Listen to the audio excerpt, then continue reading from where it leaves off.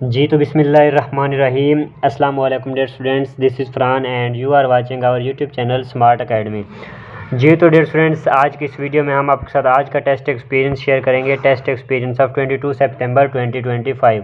इससे पहले हम जब से टेस्ट स्टार्ट हुए हैं 8 सितंबर से लेकर अब तक सारे के सारे हमने आपके साथ शेयर किए हैं टेस्ट एक्सपीरियंसेस, और जो टोटल हमारी एमसीक्यूज़ हो चुके हैं वो तकरीबन हो चुके हैं जी 302 एमसीक्यूज़ हो चुके हैं। आई थिंक ये 10 वीडियोज़ शेयर हुई हैं, ठीक है। और ये जो होगी ये वीडियो नंबर 11 होगी। इससे पहले हमने एक्सपीरियंस इससे प्रिपरेशन से रिलेटेड भी वीडियोज़ अपलोड की थी बायोलॉजी और फिज़िक्स के, वो भी आप जाकर वॉच कर सकते हैं। तो चलते हैं जी, अपनी वीडियो को स्टार्ट करते हैं विदाउट वेस्टिंग एनी टाइम। तो आपने वीडियो को एंड तक वॉच करना है ताकि आपका जो है ना टेस्ट क्लियर हो सके। और आपने अगर पिछले वाले एक्सपीरियंसेस नहीं देखे जो कि 8 सितंबर से लेकर अब तक हमने शेयर किए हैं, तो उनको भी जो है ना लाजमी से जाकर वॉच कर लीजिएगा। और अगर आपने अभी तक चैनल को सब्सक्राइब नहीं किया हुआ तो चैनल को भी लाजमी से सब्सक्राइब कर लीजिएगा ताकि आपको हमारी मज़ीद न्यू वीडियोज़ भी मिलती रहें। तो चलते हैं जी, वीडियो को स्टार्ट करते हैं विदाउट वेस्टिंग एनी टाइम। हमारा जी क्वेश्चन नंबर 303 है, which blood cells are responsible for immunity. कौन से ब्लड सेल्स जो है ना इम्यूनिटी के रिस्पॉन्सिबल्स होते हैं। RBCS, प्लेटलेट्स, WBCS या प्लाज्मा। इसमें देखिए हमारे पास जो ऑप्शन है RBCS, तो इसका मतलब है रेड ब्लड सेल्स, ठीक है, रेड ब्लड सेल्स। और जो WBCS हैं इसका मतलब है हमारे पास वाइट ब्लड सेल्स। तो जो इम्यूनिटी के लिए रिस्पॉन्सिबल होते हैं, इम्यूनिटी किस में पाई जाती है, इम्यूनिटी होती है WBCS में। किसमें, वाइट ब्लड सेल्स में क्या पाई जाती है जी, इम्यूनिटी होती है। अच्छा स्टूडेंट्स, यहाँ पर आपके साथ व्हाट्सअप नंबर शेयर कर दूँ, आपको बताना भूल गया। इस नंबर पर आप कांटेक्ट करके आप बिल्कुल फ्री ऑफ कास्ट नोट्स भी हासिल कर सकते हैं, और आपको इंशाल्लाह बिल्कुल फ्री ऑफ कास्ट जो है ना ग्रुप में भी ऐड कर दिया जाएगा, जो कि AFNS का गर्ल्स का ग्रुप है, उसमें आपको ऐड किया जाएगा। तो उसके लिए आपने क्या करना है, आपने अपना नेम बताना है, अपनी सिटी का नेम बताना है, और आपने जो है ना अपनी टेस्ट डेट बतानी है। इसके अलावा आपने कोई भी मैसेज नहीं करना, हमारी टीम आपसे खुद कॉन्टैक्ट करेगी और आपको नोट्स वगैरह सब कुछ प्रोवाइड कर दिए जाएंगे, ठीक है स्टूडेंट्स। तो नेक्स्ट क्वेश्चन की तरफ चलते हैं जी। क्वेश्चन नंबर है हमारे पास 304, which plant hormone promotes cell elongation. कौन सा जो है ना प्लांट हार्मोन जो है वो सेल एलोंगेशन को प्रमोट करता है। ऑप्शन है हमारे पास ऑक्सिन, साइटोकिनिन, जिब्रेलिन या है हमारे पास एब्सिसिक एसिड। तो इसका राइट आंसर जी हमारे पास ऑक्सिन। तो स्टूडेंट्स, मैं जैसे कि आपको कहता रहता हूँ कि आपने जो है ना वीडियो को स्टॉप करके आपने अपना आंसर बताना है। मेरे आंसर बताने से पहले आपने अपना आंसर उसको क्या करना है कि आपको इसका आंसर पता है या नहीं पता, आपको इसका आंसर आता है या नहीं आता। इससे ये होगा कि आपका एक टेस्ट, एक किस्म का टेस्ट भी हो जाएगा, ठीक है। आपकी नॉलेज कितनी है उसका टेस्ट भी हो जाएगा। और दूसरी बात ये कि आपने इसकी प्रिपरेशन इस तरह से करनी है जैसे कि हम आपको बताते हैं। इसमें देखें हमारे पास एक जो है ना हार्मोन की बात हो रही है, तो हमारे पास नीचे वो मुख्तलिफ़ किस्म के वो चीज़ें दी हुई हैं, तो आपने हर एक चीज़ को डीप तक पढ़ना है, ठीक है। इसमें जो हम टॉपिक इसमें होता है वो पूरा का पूरा टॉपिक आपने कवर करना है ताकि आपका टेस्ट अच्छे से क्लियर हो सके, ठीक है। इसमें जो हार्मोन का जिक्र हो रहा है तो आपने हार्मोन का वाला टॉपिक कवर करना है। तो यहाँ पर नीचे जो नेक्स्ट क्वेश्चन है थर्मोडायनामिक्स का इसमें जिक्र हो रहा है। तो जो है ना इसमें आपने थर्मोडायनामिक्स को थोड़ा सा पढ़ लेना है, क्योंकि थर्मोडायनामिक्स ये फिजिक्स की बहुत बड़ी ब्रांच है, ठीक है। तो इसमें हमारा जो क्वेश्चन नंबर है 305, the first law of thermodynamics is related to. Thermodynamics का जो फर्स्ट लॉ है वो किससे रिलेटेड है जी, conservation of mass, conservation of momentum, conservation of energy, conservation of velocity. तो इसका राइट आंसर है हमारे पास कंजर्वेशन ऑफ एनर्जी, ठीक है। सी ऑप्शन हमारे पास इसका करेक्ट होगा। नेक्स्ट क्वेश्चन है question number 306, Charles law states that volume of a gas is directly proportional to.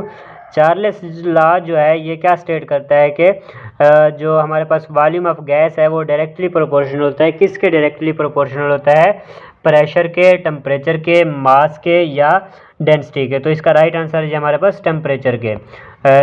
Charles law के मुताबिक जो वॉल्यूम ऑफ गैस होता है वो टेम्परेचर के डायरेक्टली प्रोपोर्शनल होता है। इसका मतलब ये है कि अगर टेम्परेचर हमारे पास बढ़ेगा तो ऑब्वियसली जो है ना गैस का जो वॉल्यूम है वो भी बढ़ेगा, ठीक है। अगर टेम्परेचर डिक्रीज़ होगा तो हमारे पास जो गैस का वॉल्यूम है वो भी डिक्रीज़ होगा।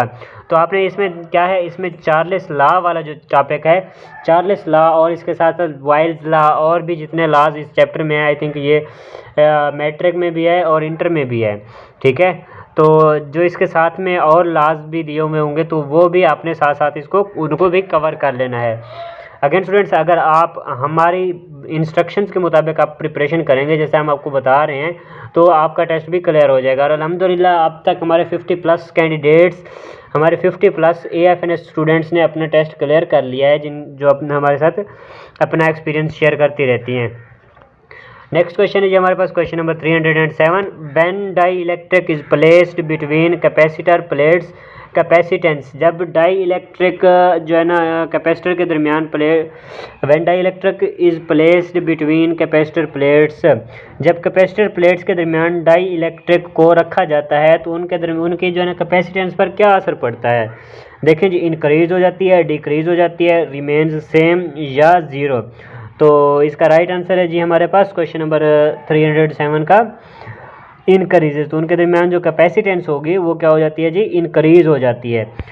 नेक्स्ट क्वेश्चन है जी हमारे पास question number 308। Which vitamin helps in absorption of calcium, इनमें से कौन सा विटामिन ऐसा है जो कि एब्जॉर्प्शन ऑफ कैल्शियम मतलब कैल्शियम को ऑब्जॉर्व करने में हेल्प करता है। हमारे पास ऑप्शन हैं vitamin A, vitamin D, vitamin E, vitamin K.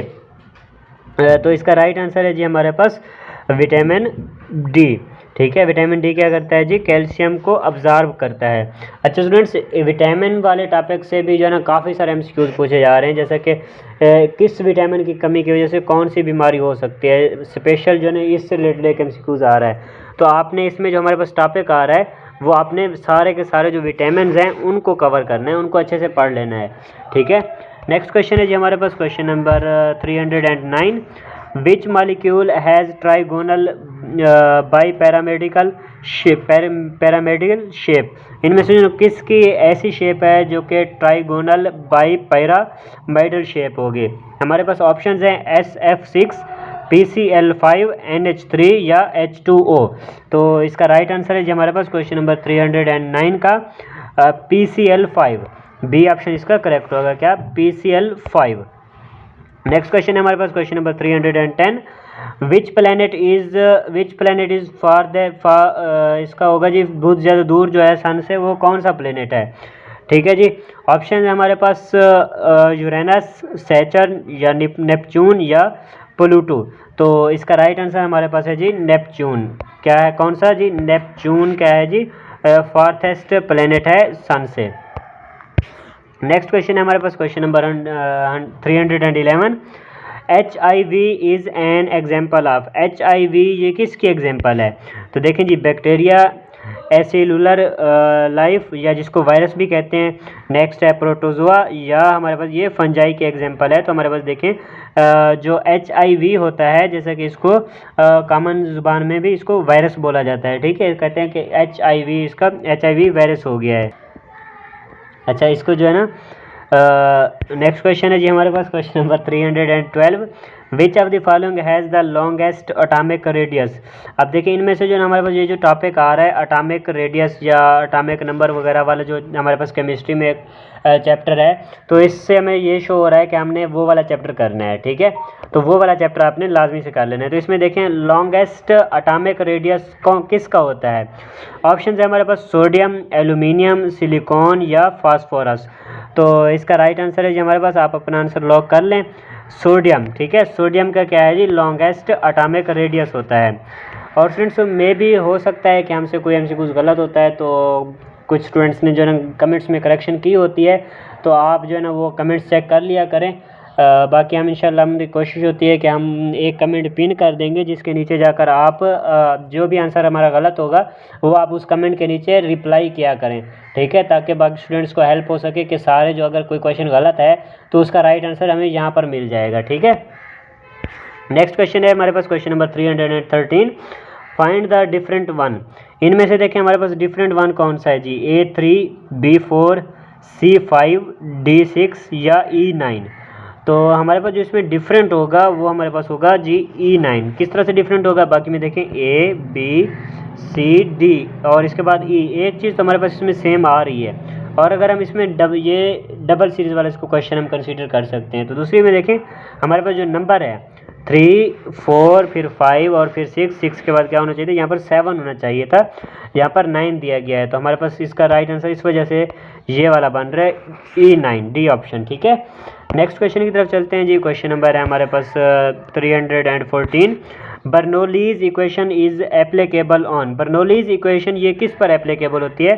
तो देखिए यहाँ पर हमने क्या करना है, बर्नौली इक्वेशन जो है ना, बर्नौलीज वाला जो चैप्टर है वो पूरा का पूरा चैप्टर ही देख लें, क्योंकि ये आई थिंक उस पे जो है ना काफ़ी ज़्यादा इसका वसी है बर्नौलीज लॉ। तो ये वाला जो है ना आपने पूरा का पूरा उधर कवर करना है बर्नौलीज लॉ को। तो देखिए हमारे पास क्या है जी, इज़ एप्लीकेबल ऑन, ये कहाँ पर एप्लीकेबल होती है? जो बर्नौलीज की इक्वेशन होती है, real liquids, ideal fluids, solids या गैसेज ओनली। तो ये कहाँ पर किस पर एप्लीकेबल होती है जी? तो हमारे पास है आइडियल फ्लूइड्स। किस पर होती है जी? आइडियल फ्लूइड्स, बी ऑप्शन हमारे पास इसका राइट है जी। नेक्स्ट क्वेश्चन है हमारे पास question number 315। Antonym of entitle is.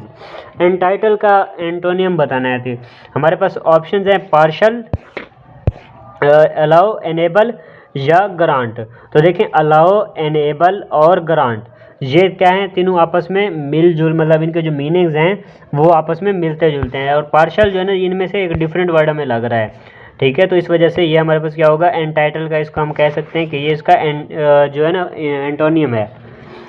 Next question है जी हमारे पास। अगेन नेक्स्ट क्वेश्चन से पहले आपके साथ यहाँ पर व्हाट्सअप नंबर शेयर कर दें इंशाल्लाह। ये वाले पीडीएफ जो आप अभी वीडियो देख रहे हैं, जो कि एक्सपीरियंसेस वाले पीडीएफ होगा, ये भी आपको मिल जाएगा। आपने इस नंबर पर कांटेक्ट करना है। इसके अलावा और भी आपको मज़ीद नोट्स भी मिल जाएंगे और आपको ग्रुप में ऐड किया जाएगा, जहाँ पर स्टूडेंट्स के एक्सपीरियंसेस शेयर किए जाते हैं।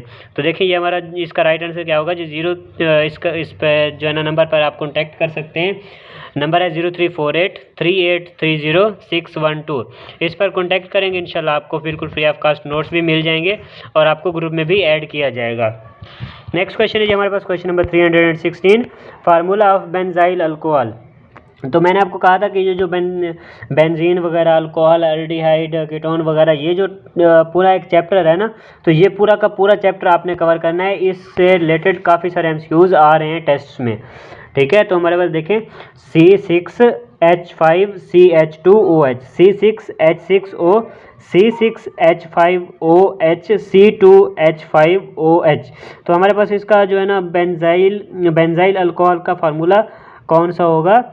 तो इसका राइट आंसर है जी हमारे पास C6H5CH2OH।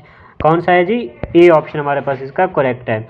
और यहाँ पर देखें हमारे पास अल्कोहल ग्रुप कौन सा होता है, एक एमसीक्यूज आता है, इसका ग्रुप बताना होता है हमने। तो सॉरी तो इसमें जो है ना हमारे पास क्या होता है जी, अल्कोहल जो ग्रुप होता है उसमें आता है OH लास्ट में। अगर आप इनमें देखें सब में OH आ रहा है। ठीक है, तो ये सारे क्या हैं, अल्कोहल ग्रुप हैं।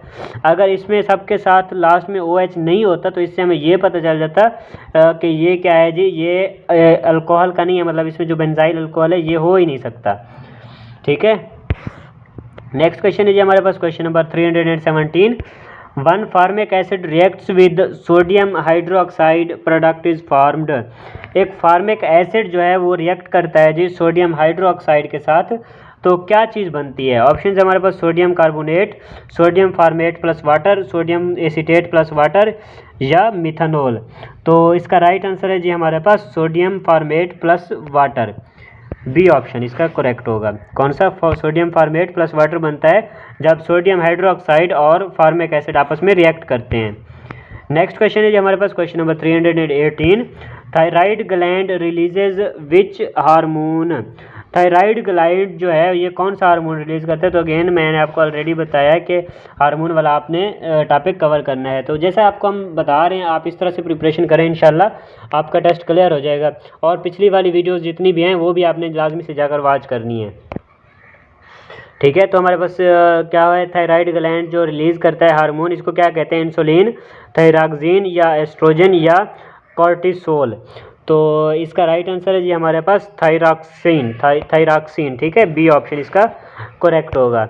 नेक्स्ट क्वेश्चन है जी question number 319। Why is the sky blue. आसमान जो है इसका कलर ब्लू क्यों है? ठीक है, तो इसके ऑप्शन है हमारे पास रिफ्लेक्शन ऑफ कई ओशन, स्कैटरिंग ऑफ लाइट या जिसको जो है ना रेले स्कैटरिंग भी कहते हैं। सी ऑप्शन है हमारे पास refraction of sunlight, absorption of red light. तो देखें इसका राइट आंसर है जी हमारे पास क्वेश्चन नंबर 319 का स्कैटरिंग ऑफ लाइट। किस वजह से होता है जी? लाइट की स्कैटरिंग की वजह से आसमान का जो कलर है वो ब्लू है। नेक्स्ट क्वेश्चन है जी हमारे पास question number 320। SI unit of conductance is, conductance का एसआई यूनिट कौन सा है जी? ओम, साइमंस, वोल्ट या जूल? तो इसका राइट आंसर है जी हमारे पास साइमंस, ठीक है, बी ऑप्शन इसका करेक्ट है। नेक्स्ट क्वेश्चन है question number 321। Which law explains electromagnetic induction, कौन सा लॉ है जो कि इलेक्ट्रोमैग्नेटिक इंडक्शन को क्या करता है जी? एक्सप्लेन करता है। Columns law, Faraday's law, Ohm's law या न्यूटन्स लॉ? तो देखें इसका राइट आंसर हमारे पास क्या हो जाएगा जी? 321 हमारे पास जो है फेराडेज लॉ। क्या है जी? फेराडेज लॉ क्या करता है? इलेक्ट्रोमैग्नेटिक इंडक्शन को एक्सप्लेन करता है। तो इसके साथ साथ ये जो चारों लॉज हैं, columns law, Faraday's law, Ohm's law और न्यूटन्स लॉ, न्यूटन के 3 लॉ, तीनों लॉज को आपने पढ़ना है, ठीक है। और बाकी ये जो बाकी वाले हैं इनको भी आपने अच्छे से कवर करना है। नेक्स्ट क्वेश्चन है हमारे पास question number 322। Who discovered the neutron, neutron किसने डिस्कवर किया? रदरफोर्ड, जे थॉमसन, या नेक्स्ट ऑप्शन है हमारे पास जेम्स चैडविक या डाल्टन? तो इसका राइट आंसर है हमारे पास जेम्स चैडविक। चैडविक ने क्या किया? न्यूट्रॉन डिस्कवर किया। और प्रोटॉन रदरफोर्ड ने डिस्कवर किया। और इसके साथ साथ इलेक्ट्रॉन जो है, इलेक्ट्रॉन डिस्कवर किया आई थिंक ऑप्शंस में जे थॉमसन ने, ठीक है। इलेक्ट्रॉन जे थॉमसन ने डिस्कवर किया, प्रोटॉन रदरफोर्ड ने डिस्कवर किया, और जो न्यूट्रॉन है ये हमारे पास किसने डिस्कवर किया जी? ये चैडविक, जेम्स चैडविक ने डिस्कवर किया। ये तीनों एमसीक्यूज बहुत ज़्यादा इंपॉर्टेंट है और ये पूछे जाते हैं। नेक्स्ट क्वेश्चन है जी हमारे पास question number 323। Thermocouple is used to measure, thermocouple क्या मेजर करने के लिए यूज़ किया जाता है? ऑप्शन है हमारे पास प्रेशर, टेम्परेचर, करंट या मैस। तो इसका राइट आंसर है जी हमारे पास टेम्परेचर। क्या मेजर करने के लिए यूज़ किए जाते हैं? टेम्परेचर मेजर करने के लिए यूज़ किए जाते हैं थर्मोकपल्स। नेक्स्ट क्वेश्चन है हमारे पास क्वेश्चन नंबर 324। विच सब atomic particle has a negative charge? अब देखें सब एटॉमिक पार्टिकल्स कौन से होते हैं? जो एटम होता है इसमें जो मज़ीद इसके अंदर पार्टिकल्स पाए जाते हैं उनको सब एटॉमिक पार्टिकल्स कहते हैं। अभी देखें एक मैटर जो है, मैटर किससे मिलकर बनी होती है? मैटर मिलकर बनी होती है एलिमेंट्स से। और एलिमेंट्स किससे मिलकर बना होता है? एलिमेंट्स मिलकर बने होते हैं मॉलिक्यूल्स से।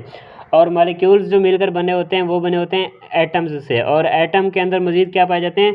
सब एटॉमिक पार्टिकल्स पाए जाते हैं, जिसको प्रोटॉन, न्यूट्रॉन और इलेक्ट्रॉन कहते हैं। अब देखिए हमारे पास जो नेगेटिव चार्ज होता है वो हमारे पास होता है इलेक्ट्रॉन के ऊपर, ठीक है। इसमें हमने क्या बताना था? नेगेटिव बताना था। नेगेटिव चार्ज होता है इलेक्ट्रॉन के ऊपर, और इसी तरह से पॉजिटिव चार्ज होता है प्रोटॉन के ऊपर, और जो न्यूट्रॉन होता है, न्यूट्रॉन, इसके ऊपर कोई चार्ज नहीं होता।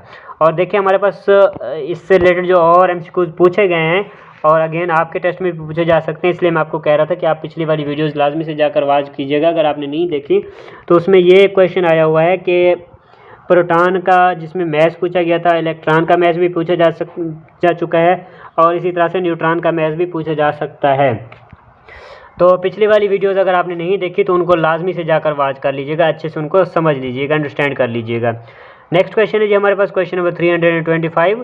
विच part of the brain controls balance and coordination? दिमाग का कौन सा हिस्सा जो कि है, जो कि बैलेंस और कोऑर्डिनेशन को कंट्रोल करता है? तो देखिए हमारे पास ब्रेन वाला जो टॉपिक है इसमें बायोलॉजी में, उससे रिलेटेड काफ़ी सारे एमसीक्यूज आ रहे हैं। हर टेस्ट में इससे रिलेटेड एक ना एक एमसीक्यूज लाजमी आया होता है। तो ब्रेन वाला जो टॉपिक है आपके इंटर में या इसमें मैट्रिक में, तो आपने इसको लाजमी से कवर करना है, अच्छे से इसको पढ़ना है। तो देखें इसमें कौन सा पार्ट है ब्रेन का जो कि बैलेंस और कोऑर्डिनेशन को कंट्रोल करता है? सेरिब्रम, मेडुला ऑब्लांगेटा या सेरिबलम या हाइपोथैलेमस? तो इसका राइट आंसर है जी हमारे पास सेरिबेलम, ठीक है। सेरिबेलम ये जो क्या करता है जी? ये बैलेंस करता है, और दूसरा क्या करता है? कोऑर्डिनेशन को कंट्रोल करता है, बैलेंस और कोऑर्डिनेशन को।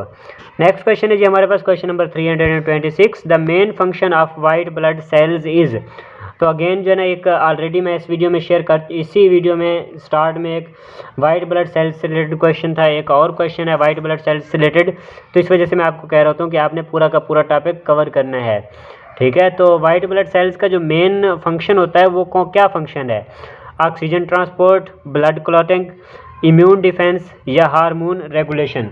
तो हमने यही सेम इससे मिलता जुलता ही एमसीक्यूज था जो कि हम उधर मतलब घुमा फिरा के ये दूसरे अंदाज में इधर पूछा गया है। तो ये क्या हो, इसका क्या काम होता है, ये इम्यून डिफेंस करता है, ठीक है, इम्यून सिस्टम इसके कंट्रोल में होता है। अगर वाइट ब्लड सेल्स आपके ज़्यादा होंगे तो इसका मतलब ये है कि आपकी बॉडी में क्या है, बीमारी के खिलाफ लड़ने की ताकत ज़्यादा है। और अगर आपका इम्यून सिस्टम वीक है तो आप जो है ना, आपका क्या है, बॉडी सिस्टम लो है बीमारी के खिलाफ लड़ने में। तो देखिए जब डेंगू हो जाता है तो उसमें क्या होता है, उसमें सबसे पहले क्या, वाइट ब्लड सेल्स कम होना शुरू हो जाते हैं। अच्छा जी, नेक्स्ट क्वेश्चन है हमारे पास, question number 327। DNA replication occurs during which phase of the cell cycle? DNA replication जो है ना, ये कब अकर होती है, सेल साइकिल के कौन से फेज़ में अकर होती है, G1 phase, G2 phase, S phase या M फेज़? तो इसका राइट आंसर है जी हमारे पास S फेज़। ये कौन से में होती है, S फेज़ में अकर होती है DNA रेप्लिकेशन। नेक्स्ट क्वेश्चन है हमारे पास, question number 328। Pointing to a women a man says, एक औरत की तरफ इशारा करते हुए एक आदमी कहता है, this is the sister of my father, ये मेरे वालिद की बहन है। हु इज़ द वुमेन, तो वो औरत जो है वो उसकी क्या होगी, तो मदर, सिस्टर, आंट या नीस। तो वो क्या होगी जी, वो उसकी आंट होगी, ठीक है, फुफ्फो होगी। नेक्स्ट क्वेश्चन है जी हमारे पास, question number 329। If error in mass is 2% and in velocity is 3%, then error in kinetic energy will be. अब देखिए हमारे पास जो मास के अंदर एरर है वो है 2%, ठीक है, और जो वेलोसिटी के अंदर एरर है वो हमारे पास है 3%। तो ये हम किस तरह से निकालेंगे, तो इसका राइट आंसर क्या बनेगा जी, ऑप्शन है हमारे पास 5%, 6%, 8% या 10%। तो इसका राइट आंसर है जी हमारे पास 8%। तो इसको किस तरह से करेंगे, इसका हमारे पास जो फार्मूला होता है काइनेटिक एनर्जी का, वो होता है kinetic energy is equal to 1/2 mv², ठीक है जी। तो इसको जो है ना हम इंशाल्लाह एक शॉर्ट वीडियो अपलोड करेंगे जिसमें आपको ये कंप्लीट जो है ना रजिस्टर के ऊपर सॉल्व करके आपको समझा देंगे, जो थोड़ा लंबा क्वेश्चन है, ठीक है। तो इसका राइट आंसर हमारे पास जो बन रहा है वो है 8%। नेक्स्ट क्वेश्चन है जी हमारे पास, question number 330। Which of the following is not present in bacterial cell wall, इनमें से कौन सा ऐसा है जो कि बैक्टीरियल सेल वॉल में नहीं पाया जाता। ऑप्शन है हमारे पास पेप्टाइडोग्लाइकेन, ग्लाइकोप्रोटीन, लिपोपोलिसाक्राइड, जिसको जो भी आप पढ़ते हैं, टियोकिक एसिड।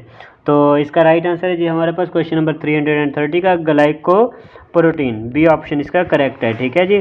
कौन सा ऐसा है जो कि बैक्टीरियल सेल वॉल में नहीं पाया जाता, तो इसका राइट आंसर है हमारे पास glycoprotein.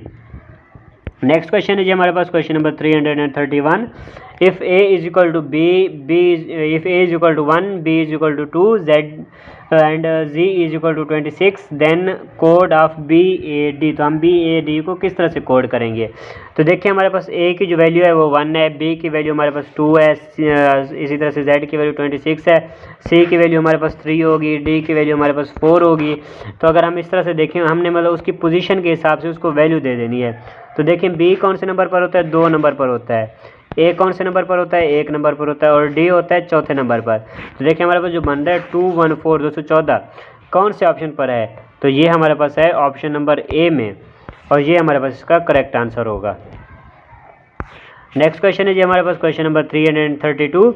The unit of surface tension is, surface tension का यूनिट कौन सा होता है जी, न्यूटन है, जूल है, न्यूटन पर मीटर है या पास्कल है। तो इसका राइट आंसर है हमारे पास न्यूटन पर मीटर, ठीक है। सरफेस टेंशन का कौन सा यूनिट है जी, newton per metre. Next question है जी हमारे पास, question number 333। The prefix nano represents, prefix जो नैनो है ये क्या शो करता है, तो देखिए ये मैंने आपके साथ एक कंप्लीट टेबल शेयर की थी जिसमें हम जो है ना यूँ समझें कि यहाँ पे 0 है ना, ऊपर की तरफ प्लस की वैल्यूज़ हैं और नीचे की तरफ माइनस की वैल्यूज़ हैं, जो कि नीचे आई थिंक जाती हैं -24 तक, 27 तक जाती हैं, और ऊपर जाती हैं ये +27 तक। तो ये सारी की सारी कंप्लीट जो है ना हम टेबल आपके साथ शेयर की थी। अगर आपको ये याद है तो हमारे पास जो नैनो होता है हमारे पास -9 के ऊपर, 9 के इक्वल, ठीक है, 10⁻⁻⁹ के इक्वल होता है हमारे पास नैनो। नेक्स्ट क्वेश्चन है हमारे पास question number 334, force time graphs area. Force time graph का जो एरिया होता है ये क्या रिप्रेजेंट करता है? ऑप्शन है हमारे पास एनर्जी, वर्क, इम्पल्स या वेलोसिटी। तो ये हमारे पास क्वेश्चन नंबर 334 ये हमारे पास क्या रिप्रेजेंट करता है जी? इम्पल्स रिप्रेजेंट करता है। कौन सा? इम्पल्स। सी ऑप्शन हमारे पास इसका करेक्ट होगा।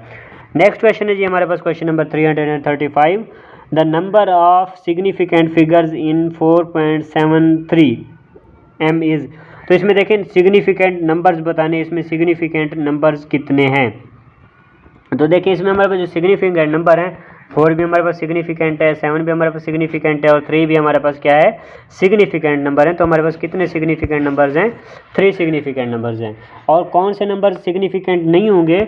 जो हमारे पास अगर देखें हमारे पास जैसे 4.73 है, 4.73 है, इसके बाद अगर हम जीरोज़ लगा देते हैं तो ये हमारे पास क्या होंगे? ये हमारे पास सिग्निफिकेंट डिजिट्स नहीं होंगे। ठीक है, हम चाहे यहाँ पर 1000 जीरोज़ भी लगा दें लेकिन वो हमारे पास क्या होंगे? सिग्निफिकेंट नंबर्स नहीं होंगे। हमारे पास यही 3 ही सिग्निफिकेंट नंबर्स रहेंगे, बाकी हमारे पास क्या है? जो मतलब जो समझे कि हमारे पास राइट साइड में जो पॉइंट के बाद राइट साइड में जो ज़ीरो होंगे, अगर उनके बाद कोई और नंबर नहीं आ रहा तो हमारे पास क्या होंगे? वो सिग्निफिकेंट काउंट नहीं होंगी। अगर उनके बाद कोई और नंबर आ रहा है तो हमारे पास वो भी क्या होंगे? जीरोज़। अगर हम 2 जीरो के बाद यहाँ पर एक 1 लगा देते तो ये 2 जीरोज़ भी हमारे पास सिग्निफिकेंट होंगे और ये जो टोटल नंबर हमारे पास बन जाएगा वो 6 डिजिट्स का बन जाएगा। होप कि आपको हमारी बात समझ आ गई होगी। नेक्स्ट क्वेश्चन है जी हमारे पास question number 336, the main site of protein digestion is. Protein की मेन डाइजेशन कहाँ पर होती है? हमारे पास माउथ, स्टोमच। नेक्स्ट ऑप्शन है हमारे पास स्मॉल इंटेस्टाइन या लार्ज इंटेस्टाइन। तो इसका राइट आंसर है हमारे पास स्मॉल इंटेस्टाइन। मतलब जो खुराक होती है, प्रोटीन होती है, उसकी मेन डाइजेशन जो होती है वो स्मॉल इंटेस्टाइन में होती है, छोटी आंत में होती है, खुराक की छोटी नाली में होती है, किसकी? प्रोटीन की डाइजेशन जो होती है। अच्छा स्टूडेंट्स, अगेन यहाँ पर आपके साथ व्हाट्सअप नंबर शेयर कर दे, आप हमसे व्हाट्सअप पर कॉन्टैक्ट कर सकते हैं बिल्कुल फ्री ऑफ कास्ट नोट्स के लिए और टेस्ट प्रिपरेशन के लिए। इंशाल्लाह आपको ग्रुप में भी ऐड किया जाएगा और फ्री ऑफ कास्ट नोट्स भी प्रोवाइड किए जाएंगे। आपने क्या करना है? जस्ट आपने मैसेज करना है, अपना नेम लिखना है, अपनी सिटी का नेम लिखना है और आप का टेस्ट कब है आपने वो मेंशन करना है। इसके बाद आपने कोई मैसेज नहीं करना। ठीक है, अगर आप मैसेज करते रहेंगे तो आपको रिप्लाई लेट हो जाएगा। ठीक है, बस आपने ये मैसेज करना है, उसके बाद कोई मैसेज नहीं करना। तो नेक्स्ट क्वेश्चन है जी हमारे पास question number 337, the bond between adenine and thymine in DNA is. Adenine और थाइमाइन के दरमियान में जो DNA का बॉन्ड होता है, DNA में जो थाइमाइन और एडेनाइन के दरमियान में जो बॉन्ड होता है वो कौन सा होता है जी? ऑप्शन है हमारे पास single bond, double bond, triple bond या पेप्टाइड बॉन्ड। तो कौन सा बॉन्ड होता है? इनके दरमियान होता है जी डबल बॉन्ड। ठीक है, तो अगेन मैं आपको यहाँ पर कुछ टॉपिक्स बता दूँ जिनको आपने प्रिपेयर करने हैं। इसमें देखिए हमारे पास कौन सा टॉपिक बन रहा है, इसमें हमारे पास बन रहा है DNA। ठीक है, DNA वाला पूरा का पूरा टॉपिक आपने कवर करना है। उसके बाद अगर इसमें देखें हमारे पास लास्ट वाले क्वेश्चन में, तो यहाँ पर प्रोटीन का अगर आपके पास कोई टॉपिक आता है, प्रोटीन भी एक वसी काफ़ी लंबा टॉपिक है। इसी तरह से हमने क्या पढ़ा था इसके पहले, कुछ विटामिन हमने पढ़े थे, विटामिन वाला टॉपिक हो सकता है। और अगर हम फिज़िक्स की बात करें तो यहाँ पर देखें फोर्स टाइम ग्राफ एरिया, इसी तरह से और भी काफ़ी सारे ग्राफ होते हैं। डिस्टेंस के लिए ग्राफ होता है, एक डिस्प्लेसमेंट के लिए ग्राफ होता है। तो मतलब मुख्तलिफ जो ग्राफ्स होते हैं आप वो देख सकते हैं। और यहाँ पर ये वाली टेबल जो है ये आपने पूरी की पूरी कवर करनी है। और इसी तरह से जो है ना क्या है, सरफेस टेंशन, मतलब ये जो यूनिट्स वगैरह जितने भी हैं आपने यूनिट्स सारे कवर करने हैं। मतलब ये जो भी है ना, हर MCQ से आपको कोई ना कोई लाजमी मिल जाएगा। और ये जो हमारे PDF होता है उसके बिल्कुल लास्ट में आपको ये देखें की भी प्रोवाइड कर दी जाती है। ठीक है, आंसर की 303 to 337 जो जितने भी MCQs थे वो सारे के सारे इसमें मतलब लास्ट में की भी बनी होती है। हो सकता है कि कोई इसमें मिस्टेक हो तो आप हमसे कांटेक्ट करके उसकी करेक्शन भी करवा सकते हैं। ओके स्टूडेंट्स, होप कि आपको वीडियो पसंद आई होगी। वीडियो पसंद आई हो तो वीडियो को लाइक कीजिएगा, शेयर कीजिएगा एंड लाजमी वीडियो को चैनल को सब्सक्राइब कर लीजिएगा ताकि आपको हमारी मज़ीद न्यू वीडियोस भी मिलती रहें। Thanks for watching. मिलते हैं अपनी नेक्स्ट वीडियो में। दुआओं में याद रखिएगा। अल्लाह हाफिज़।